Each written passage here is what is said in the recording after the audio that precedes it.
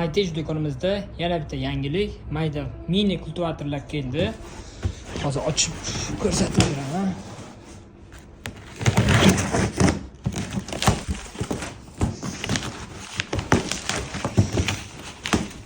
Bu bezaniga moy quyib ishlatadigan mini kultivator emas. Mana korobkalarda keladi.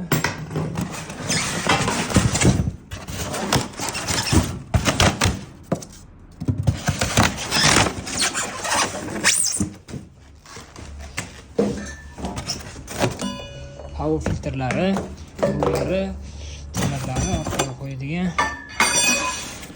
kitoblari, varonkasi, kulish pultlari,